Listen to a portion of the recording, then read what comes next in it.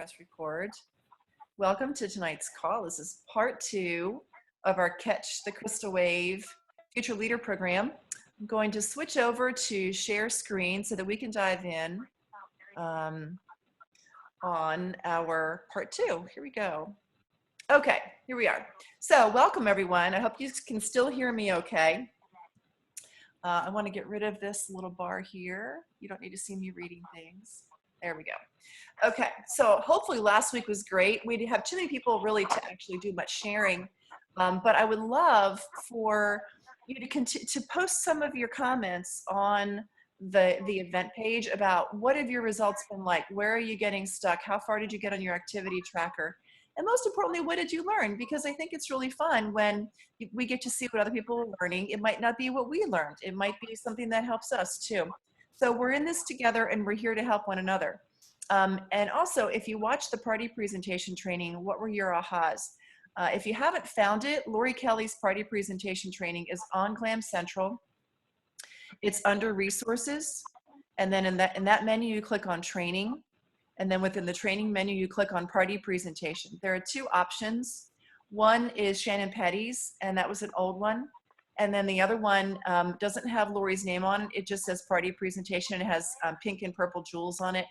And so you can, you click on that one and then you'll see Lori's sweet face from National Conference. It's the best party presentation I've ever seen.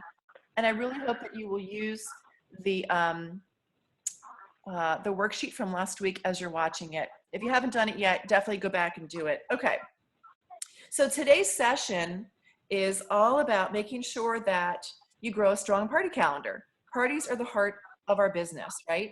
It's where we sell products and it's where we earn a lot of our income, and it's where you're going to find your next hosts to keep your businesses strong, and it's where you'll find potential new consultants to join your team. Tonight we're going to cover what a successful party looks like in terms of results, and the importance of booking 2 parties at each party, how to build relationships at your parties, how to motivate future hosts at each party by showing the host rewards and by planting seeds, and finally, how to overcome objections. So we're going to begin by reviewing one of the most important slides that we shared at our last session. So I would like for you to take a look at, whoops, sorry. So take a look and go back to where we have participant worksheet number 1, and we review the Strive for 5. And remember, we were talking about how 8 parties per month and 2 new bookings per party. And really what we were talking about was 8 parties per month and 2 recruits per month is a part of Strive for 5. And the cool thing is that it provides us with, number 2, 60 contacts a month. Number 3, theoretically, it provides us with 2 ambassadors. Number 4, it gives us $2,000 in income per month. Statistically speaking, in over 5 months, it'll give us $10,000 in income. And we talked a little bit about what that can mean for us. So a strong business is built from strong parties, and we have something called the Fab 40 formula that ensures each and every one of your parties is a success. A great party starts with a great guest list. So here's where that 40 comes in. You want to invite 40 people to each party. That number makes some people nervous, but don't worry, we're going to help you cover how you can help your host easily think of 40 people to invite to her next party. Why is 40 so important? It's because statistics show that 25 to 30% of those that you invite will actually be able to make it to the party. And we really want 10 buying guests at each party. Let's think about it. If our national average guest order is around $100, if we can help her get to 10 total orders, she's going to have that $1,000 party, and that's what we always want to hostess coach to. And we'll be talking about hostess coaching next week. But if you can get 8 buying guests at the party and 2 outside orders, that's fantastic. Ensuring 10 buying guests will make the odds more likely that there'll be at least 3 people at that party that you will want to invite to learn more about the business. And this is crucial to growing your team. 10 buying guests at the party will also make it easier for you to book at least 2 new parties. And that is the most critical number of all. So it all starts with 40 invited guests. if less guests are invited, it has a trickle-down effect on all of your other results. Great sales, great host rewards for your hosts, great sponsoring opportunities, and most importantly, future bookings. So because this business is a numbers game, focus on 40 invites and the rest should fall into place. So today we're going to talk about, we're going to focus on getting 2 bookings at each party to build your business. All right, so with 8 to 10 guests in attendance, the best place to book a party is at your party. Now, the easiest and least time-consuming way to build a calendar is always at our parties. All right, so we're going to talk about the power of 2. So, I'm going to show you this chart here, which is very interesting. You can see that when you're booking just 1 party at each party, it's not enough to grow your business. Because what happens is, so let's look, as you can see my cursor, book 1 party at each party. Let's say you actually start with 8 bookings. Let's say you get 2 postponements or cancellations and you actually hold 6 and you get 6 bookings. Okay, good. So now let's pretend you have 6, you start with 6 bookings for month 2. Lose 2, hold 4, and you get 4 out of the 4 parties. So the next month you're down to 4 parties. Let's say you lose 1. Let's say you hold 3 and you book 3 for next month. Well, you can see kind of how that doesn't go so well. But it's really fascinating what happens when you suddenly start booking 2 parties at each party. If you can see my cursor, I'm looking down here at where it says book 2 parties at each party. Let's say again, you're starting with your 8 and you've got 2 postponements or cancellations, but you still get to hold 6. And let's say you book 2 parties at each of those, suddenly you've got 12 bookings. Now, this doesn't mean necessarily as you look at month 2 that you're going to have 12 bookings in the next month, but let's just pretend that these are the way the numbers work out. Well, let's pretend that you're losing 3 of those parties and you're holding 9, but you're booking 2 on average at each one, so you now have 18 parties. Maybe they're not all going to be in month 3, but let's pretend that they are. So now you've got 18 parties. I would love to see that. Quite honestly, that will never be me, but okay, let's just for grins so we can see how this plays out. Let's say you lose 5 of those 18, but 13 of them hold, and in each one, you've trained yourself to find a way to book 2 parties from each one. Suddenly, booked out in the next couple of months, you've got 26 parties. That's pretty interesting. Okay, what we're booking, so we're going to talk about ways to book parties at parties. All right, so why host a party? So after this session, I want you to write down 20 reasons on participant worksheet number 2, why someone would want to book a party. Think about how you could turn those reasons of why they would want a party into a short one-liner that you might sprinkle as a booking seed throughout the party. The most important piece is trying to identify why each individual person, each guest there would most likely say yes to hosting with you. How do you know what their why might be? Well, you're going to get to know them throughout the party by asking questions, but let's talk about this for a moment. There are lots of reasons. Obviously, the free jewelry is one of the main reasons. Maybe it's because they really just want to have their friends over and do something fun. Some people just really love to entertain. Maybe they have a new house. Maybe they just redecorated their kitchen. Maybe they love fashion. Maybe they had a great time at the party that you did for their hostess. Maybe because you simply asked them and they thought it sounded like fun. Maybe because there's a special promotion coming up and they like the special promotion in that month. Maybe because they like you. There are a lot of reasons that somebody might actually want to book a party. Oh, and by the way, they might want to help their host get that BFF discount. Okay, so try to learn 5 things about each guest at the party. Now this is, for some of us, this is easy. For some people, it's hard. I have met a number of people in our company who have said to me, I was raised to never ask any questions, but it was rude to ask questions. And maybe I was raised that way too, but it kind of never stopped me. And I have kind of a bad habit of asking too many questions. So I've had to learn how to scale back on that and learn how to balance it. But it's a really good idea to learn how to be a good conversation starter. And this is great in life in general too. What kinds of questions might you ask? What about, how do you know the hostess? What did you do today? Where do you live? What kind of work do you do? Do you have children? Where do your kids go to school? And because, you know, the reality is, and you know, when it's around a holiday, it might be, what are you all going to do for Christmas or for Hanukkah? What do you all do for New Year's with your family? So find ways to ask questions and to learn about each guest, because building that rapport can make such a difference. It doesn't mean that we want to drill them with rapid fire questions, but through conversation, we want to learn about them. This helps you to identify what benefits this person would really enjoy from hosting a party. Now, you're going to hear in part 4 that these questions also become very important when you're going to be talking to them about the possibility of looking at this as a business as well. But tonight, we're just talking about it from the potential of booking parties. And you know, the other side about asking questions is that it can also help you identify what some of her objections might end up being. Sharing the benefits in a subtle and conversational way, planting seeds, can help people open up to the idea of inviting you into their home. And building that rapport and building relationships with your customers is absolutely fundamental to being successful in this business. The reality is, if they really know that you like them, and if they see that how nicely you treat the other guests and themselves, they're going to be far more likely to want to incorporate a party into their life coming up in the near future with you involved in it. Okay, so in addition to creating, and I'm hoping that I'm tracking these slides correctly, and because I'm reading the script. I apologize, but let me just do this because it's the first time, as I told you last week, first time we're doing this. We're gonna have to get good at this. In addition to creating great rapport and ensuring that all are having a great time, you want everyone at the party to start thinking about booking their own party. And I'm gonna share a few ideas using the product line in your party presentation to create a desire for more.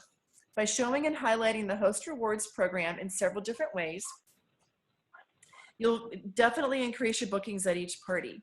Now, so as we talk about this, you're going to be using worksheet number 3 and number 4, it looks like here. Ways to encourage people and ways of sharing the Host Rewards program. Okay, so we're going to talk next about sharing the Host Rewards program. Okay, this is slide 15. So the first method is sharing the host's wish list as you open the party and thank your host for inviting you and all of her guests. Lori mentioned this in her party presentation video. Use your host's wish list to show the guests what your host is going to earn in her party. If you don't have the items, don't worry about it. If you have what she wants in your display, dress her in them before the guests arrive so she can model them throughout the party. If you don't remember to do that before they all arrive, do it as you're talking. Say, oh, by the way, I want you all to see what Susie's favorite items are. And these are the things that are on her personal wish list. I can't wait to see what you think about, see what you think, how they look on her. The next idea is the concept of stacking the host. It's a way of giving people a visual of our host program by creating a tray of jewelry that somebody could earn with an average size party. This is such a simple and really good idea. And I don't think to do it this way, but if you pre-stack a tray of jewelry, whatever, it doesn't have to be one from the rolling kit. It can be any tray that you have. Lay out what you can see as a predetermined number of jewels that any guest for what a potential host could earn at her party. And what you're going to do is stack this jewelry on a guest.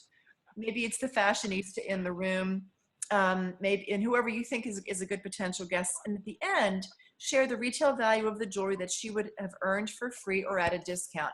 And you'll have to decide based on your own party average what those numbers are going to look like. It might be that your party average is $1,000, and so your hostess is usually getting $300 to $400 in relatively free jewelry. And if that's the case, that's awesome. And 4 more items at half price. So you're going to want to stack that kind of jewelry on one of the guests to say, this is what one of my hostesses can actually get. So you could have a special tray for doing that. Now, let's see. One of the things that you could do is to wear a wrist party that they could earn when they host. It's really funny about this whole wrist party thing. This is so new within the last couple of years. As you're talking with guests, someone's bound to say, I love your bracelet, or that kind of thing. I love your wrist. And you can reply with, which one? And she's most likely to say, all of them. Haven't you noticed that? And I think that's a really good point. It isn't just, oh, I just like this one. It's, I like all of them. But this is your chance to let her know that she can earn all of those bracelets for free, or at least 50% off when she has her girlfriends over for a party herself. You can have a special tray, a host tray, in your display that showcases the amount of jewelry that your host is likely to get for your discounted. So these are some of the ways that you can do this. You don't have to do all of this. Again, as I said, pick what you like, pick which ideas you like, pick what works for that particular party. And that's important. Don't try to do all of it because it's overwhelming. Have your top 3 or 5 host favorites on display and be sure to mention that most of your hosts get these items for free. So maybe if you've done a whole raft of parties recently and your hostesses have kind of gravitated towards several key things, put those key things out and say, my most recent hostesses have all liked these 6 or 7 different items. And they've all gotten them for either free or for discount. I wanted you to see what they are. So let's see. Number 20. I need an assistant doing this for me. It'd be so much better. When sharing the current or next month's host special, use words that make it sound as if you're the one offering the special deal, because you actually really are. It's not coming out of your pocket. Thankfully, the company is paying for our specials. But it's the kind of thing that you are offering to them. You don't have to tell them that these things exist. They don't have to know that it's the home office that's putting them out. And you want them to know that you've got an exclusive offer that they want to take advantage of. And that's super helpful. So you can do things like a little chalkboard with your bonus dates for, and this month I'm offering an extra $100 in jewels for $19 and these particular dates are my best dates. Next, let's talk about the BFF program. And I think a lot of this is really our verbiage on this. Memorize, and I have not done this yet, memorize the 70% off price of several of our most popular but higher priced items. What might they be? Think about that and write down, what are the higher priced items that most people want? Pick 3 that you have in your display. Memorize what the 70% off piece would be. And when someone picks that piece up or looks at it, be sure to tell them how to get it at a great savings. So for example, all the silver ice bracelets are $89, but with a BFF discount, they're $26.70. Use the BFF coupons to illustrate the great discount that they're giving their friend, the host, when they decide to book a ladies' night too. I love printing off. I'm not always this organized. You can consider printing off these little congratulations postcards and wave them in the air and say, ladies, I have these coupons. I know everybody loves a coupon where your hostess is going to get as many coupons as parties are booked tonight. And so for each one of you who decides to book a party tonight, you get to fill out this coupon and give it to your hostess so that she knows that at your party, she can pick a single item at 70% off when she comes to your party. That's a special coupon that you can give your hostess. And that's super important. You know, our verbiage is really important. Think about the difference between if anybody here wants to book a party tonight versus for all of you who want to book a party tonight, ... Think carefully about the message that you're sending. So go in with the assumption that people are going to want to book a party and use words that share that. There's somebody who is who's not muted. I wonder if you could mind muting yourself. Thank you very much. Okay. Let's see. 22. Let everyone know that there are 3 special dates that you're trying to schedule parties for. Again, this is another way of doing this. Again, don't do all of these things, but if you like this idea, bring your calendar with 3 sparkle dates for January already created on there. Woohoo Wednesdays or sparkle dates or whatever you want to call them. But those might be something where you offer us to pay for their shipping tonight, or maybe you have a special little gift for them. Maybe you bought some sparkly pens. And it's an option that you can do, and it becomes a little enticement, a little extra sense of urgency if you only offer a few dates. That can be super helpful because you don't want to appear desperate. You are not desperate at all. Build their wish list. Another way to book more parties is to get everybody using the order form to create their wish list. That's another way of doing it. Help them build their wish list. Make them want it all. I love Lori's idea of passing out the little Post-it notes and page markers so they can tag all their favorites. It's super helpful then when they go home with that catalog and their husband sees it. And so I tell them, not only tag that page, circle the item that you want so that when somebody sees that thing in your office or somebody sees it at your house, they'll know which one you're talking about. Super important and helpful. Ask them to use the wish list section of their order form and fill out the must-haves. And if they want help shopping with a significant other, they can even put down the name and email address of the person who they would like, you know, a little bit of a little TLC from in the way of jewelry. That can be a lot of fun. Okay. Always layer jewels. Be intentional with the jewelry that you wear to the party and the items you put on your guests. Never stop with one necklace. One thing that I have seen Terry O'Neill do, and I love it, is she gives raffle tickets to, she has double raffle tickets that she got, I don't know, at Walmart or wherever, the ones where you have to tear off one side, you keep it, and they get the other. And she says, okay, everybody has 5 minutes to put on their favorite pieces of jewelry on the table. And at the end of 5 minutes, tell me how many pieces you have on, and that's how many tickets I will give you. And then one by one, each person, she kind of goes around the room very quickly talking about the way that they layered something, maybe putting a couple people together with their wrist parties and talking about how those two wrist parties could equate what one person could get from a party. So she's making it very interactive, but she's putting multiple pieces of jewelry on each guest, and that can be super helpful also. Also want to showcase the more expensive pieces, even if you don't own them, even if you're brand new and you don't have any. Consider investing at some point in a couple of the more expensive pieces in the catalog. Make sure you get them for free or 70% off. Please do not spend a lot of money on these. We want you making money, not spending it. The reality is everything looks better in person, and it looks even better around someone's neck. Make sure if you own statement pieces that they get on people's bodies at your parties. Super important, because their friends are going to tell them how good they look. They might not buy them at the party, but they're going to book a party of their own to make sure that they get them. So those are some ways of helping them, again, using the higher ticket items to book parties. Talk about cost per wear. I love this. I got this idea from Laura Klein, and talking about the versatility of items. Take the same, another twist on this, take the same statement piece and put it on 3 or 4 different people. Say, hey, I want to show you something. I want the 4 of you to come here, and they're all wearing different necklines, different kinds of outfits. Put the same necklace on each one of them to show the versatility of some of these higher end pieces. Super helpful, so that they can see that a piece of jewelry that they're going to wear 20 times, it's $100, is only $5 per wear. And if she gets it for free, it's even cheaper. Cheaper is not the right word, but less expensive. And again, we want to encourage gift giving ideas. You can use the gift guide worksheet to help increase sales and bookings at your parties. Okay. Next, make sure that you're creating a fun party experience. It's super crucial in getting more bookings, because nobody's going to want to repeat a dull or boring party. The more engaged that people can become, the more likely it is that they're going to want to do it again. And that's really super important.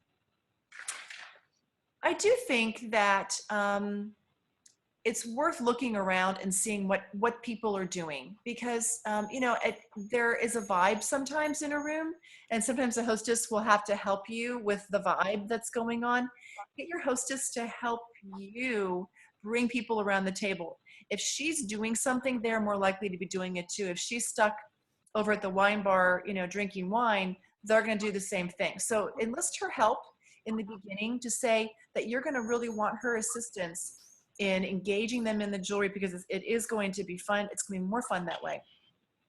And that you can be one of the girls as well and be engaging and have fun. I don't want you to think that you are the spotlight, because you're not the spotlight. Don't think that you have to be the life of the party and the funniest one in the crowd, because seriously, you're not going to be able to do it. You want everybody else to shine, and you want the jewelry to shine. You're merely the conductor of all of the fun. That's all it is. So let's talk about some party themes. This is super important, because what I'm really finding is that party themes can change the dynamic of the entire event. These days, think about it, everything is about the signature appetizer, the signature cocktail. Those kinds of things can make or break whether people come and the tone that they walk in with, the vibe that they actually walk in with. And people can get really creative with these. Some people are really awesome. I have a hostess tomorrow night. I'm very excited. She decided to go with Christmas cupcakes and crystals. And she went to Michael's and found a couple of little bejeweled double-tiered trays, not expensive, inexpensive. She's decorating her sunroom for Christmas. She has a couple of special little things that she owns.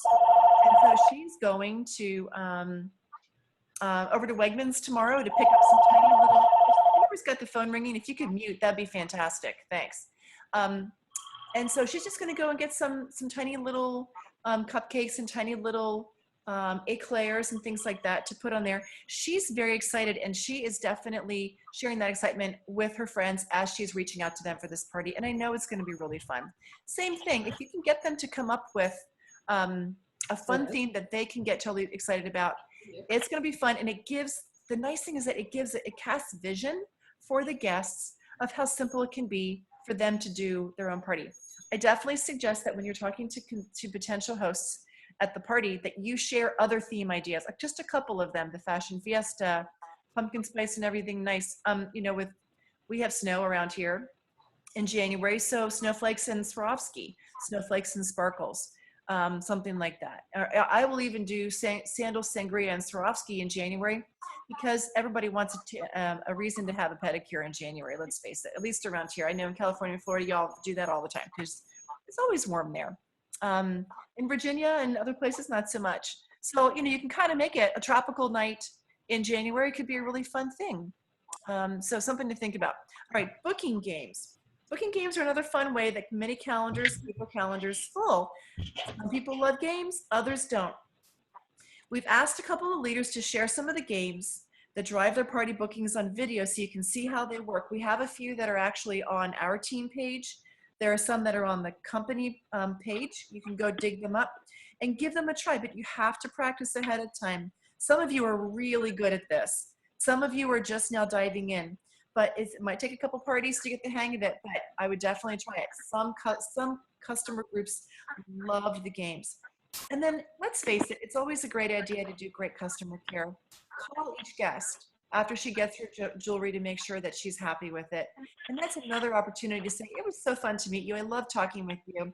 I sure hope that you'll consider doing a party of your own sometime. Okay, so let's talk about handling objections.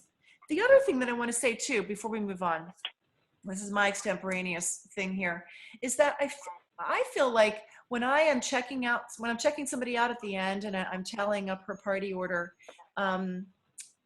you can highlight that part of the order form that everybody is working with that pertains to booking a party, the business side of things.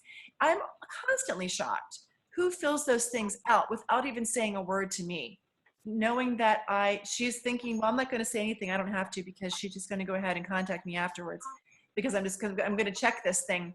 And so you can do it that way. But, you know, it's not hard to say to somebody, oh, I'm so glad you're picking that. I thought that looked really great on you. I hope you love it. You know, I really hope you'll think about doing your own party sometime soon. That's all I say. I really hope you'll think about doing your own party sometime soon. That's pretty casual, right? I'm not scaring her. And, you know, quite often, because of the way I just said that, she will say to me, you know what, I was actually thinking about that. And if I hadn't said it that way, she probably would have never mentioned it, or she would just kind of let it pass by.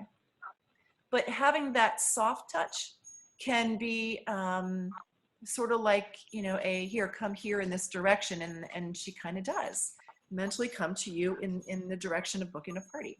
Okay, so let's talk about, we're going to shift gears a little bit and talk about the reality of asking each and every guest if they're interested in hosting a party. And some will and some won't. And some will give you a really good reason why it's not a great idea right now. It might be timing, the size of their house, they're afraid they don't have enough friends. I mean, we hear it constantly. It's just normal. It's okay to hear that.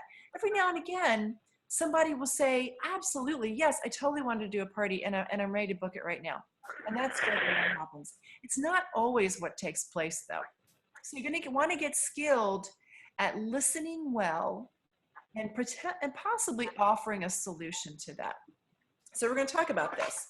Handling objections is simply a part of this business. In fact, Melissa Sledge and I were just talking about this evening by texting, and she's working on, she's working just like the rest of you. She's working through what is a no and what is actually a no, not right now, especially when we are when we're trying to book parties in such a way that where we're offering a couple of dates and it's for a certain time frame and we get a no.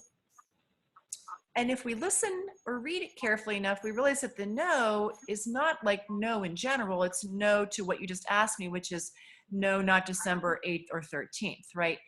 So we have to be a little more diagnostic about this stuff. So here's, so I'm going to go back to reading my script rather than getting off of my soapbox. Okay, so we're going to give some examples to a few common objections.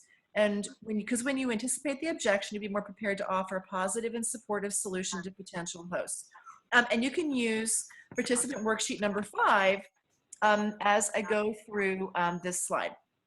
When someone gives us an objection, our normal instinct is to go right into solution mode.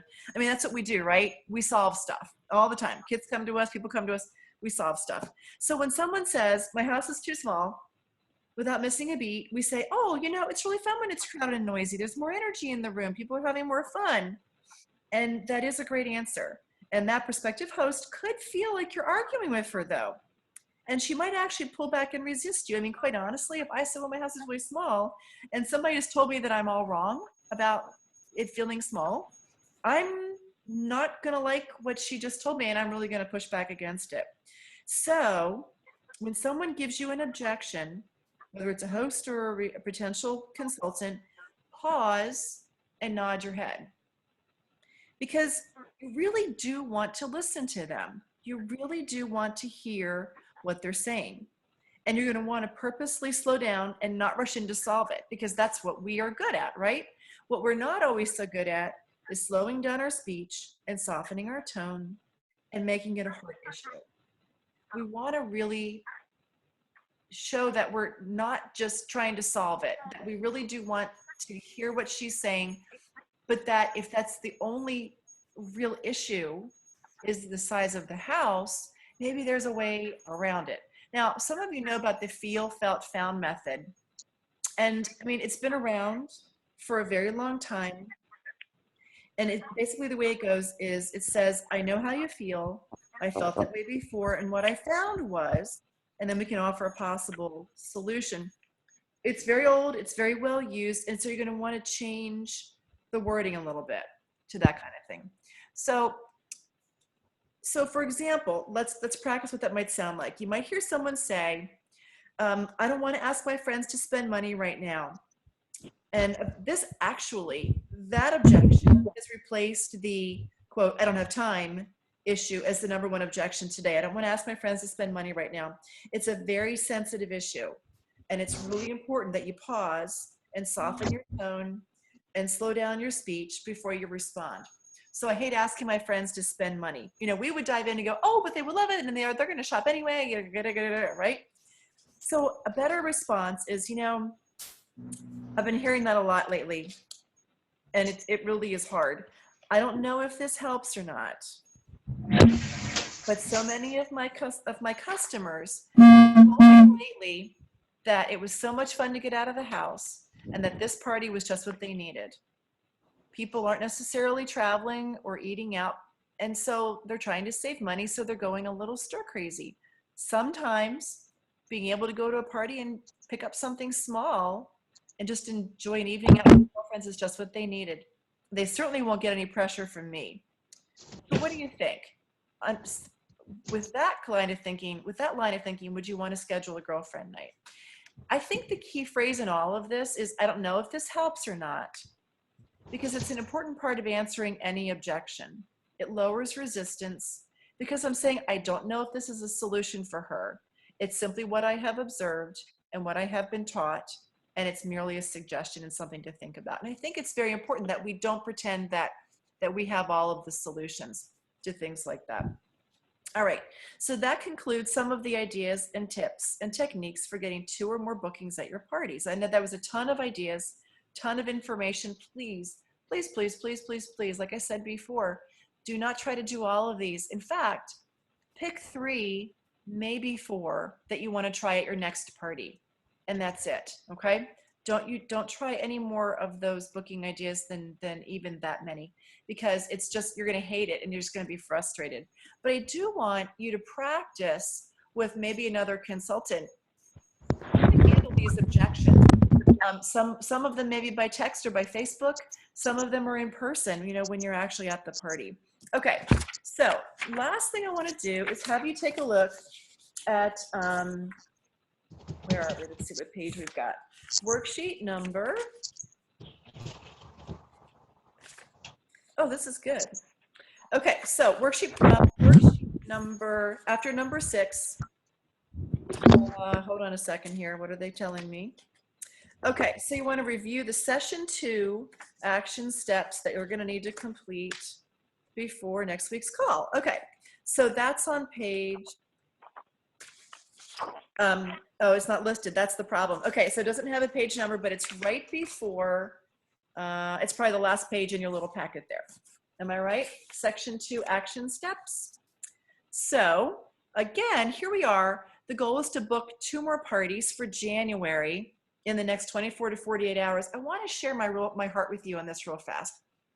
I so want to see every single consultant on our team doing Launch Party +4 in January, because I know what it can do for a person's business. I've seen it in action, as opposed to 0 parties and maybe one party on January 28th. That just feels like defeat. You know, you go through all of January and you see other people, you see all this new jewelry coming out, and you can't have any of it because you haven't done your own party yet. You know, booking your launch party for the new catalog and 4 more parties starting now for the month of January can make all the difference, and it becomes the springboard, and then you can put all these things into action. So if you're part of Lindsay or Terry's team, you can do Booking Blitz with them tomorrow. For everybody else, we're going to do 2 Booking Blitzes on Friday. There will be some new information coming out on Thursday about January specials and all kinds of other exciting information. And so we're doing some Booking Blitzes on Friday, and I'll be posting all of that. You can utilize those timeframes if you want to. Then there is a booking panel video from Glam Jam on Glam Central. And so you're going to go under resources, under training, and under booking parties. And you're going to find a booking panel video from Glam Jam. Okay, so you're going to watch that. That was really, really good. If you're interested in playing booking games, you can watch the booking game videos on Glam Central. And then you're going to finish completing the worksheets number 7 through 12 and call your upline. Call her out of the blue if you have to, or text her, Facebook message her, start a little thread with her so that you can go back and forth talking about the stuff that you're working on this week. And at the same time, work on your weekly activity tracker. I know if that feels like homework, but for some temperaments and some personality types, it's a great way of measuring progress. Let's say you're doing all the right things, but you didn't get any parties on the calendar this week. It's okay, you're doing all the right things. And it has a snowball effect, I promise you. And for some people, that activity tracker can help you to see where you're spending your time. And that's really important, because what we're trying to do is to develop some really healthy habits for you. Because your healthy habits, your consistent habits, are the ones that are going to grow you into a leader. And not only that, a leader who can help you, a leader who knows how to help her new consultants do exactly what you have just learned how to do. And that's why we're being so didactic about a lot of these details, because if you can learn how to do these things successfully, you're going to be able to teach them to your new consultants as well. So wonderfully important, and it's so darn exciting. Okay, let's see here. So, oh, there we go. I actually had a whole slide on that, and that, whoa, that was 37 slides. How did I do that? Okay, so now we're back to our pretty faces. Hi there, everybody. All right, so before we finish up, that we're right at the 45-minute mark. Any questions or comments? You can unmute yourself if you have anything that you want to share. Or ideas, things that have worked for you in particular in booking parties that you want to share with us.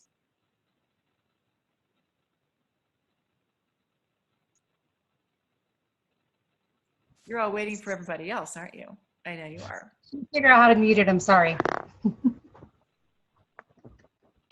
I've never done this before. You got it. Are you trying to unmute? Yeah, I figured it out finally. Sorry. Okay. That's okay. Did you want to share something? I'm learning.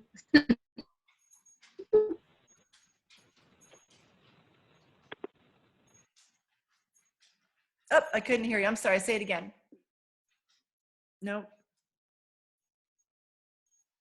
Okay. All right, good. I saw the chat. Thank you. Okay, so so you have your action items. There are some nice announcements coming out later this week. Some more announcements coming out later next week that that you all are going to absolutely love, and that's going to kick us off right into Christmas. My goal, however, is that we really want your January calendar booked before Christmas happens. Tomorrow, or tonight actually, I'm going to be posting ideas, really simple ideas for bridging into January. Bridging into January basically means, how do I keep my hostesses engaged through Christmas and through New Year's Eve so that her friends know that they're coming to her party in January and that they know about it before Christmas. So I have some ideas for you, and I'll be posting those tonight. So you can start working on them for the parties that you already have booked, and hopefully they'll be a great help and a great encouragement. Who else still has parties that you're doing, live parties between now and next Tuesday? A few of you still have some parties. Awesome. Great. I would love for you to write down and send to your upline leader, which ideas are you going to use at your next party here in December to book for January? Okay. Just a fun thing. Or you can post it on the team page also, because your ideas, somebody else is going to want to see them too. And that we're all about the sharing. And that's how we all grow. Okay, any last questions? We're at 48 minutes. I don't want to keep you any longer. I so appreciate all of you. And again, if you have questions, post them, because we'd love to see them. And all your smiling faces are on the recording now. So all of our friends who are watching the recording, we're all waving at you. Hello to our friends who are watching the recording. Okay. All right, ladies. I hope you have a wonderful evening. Thank you.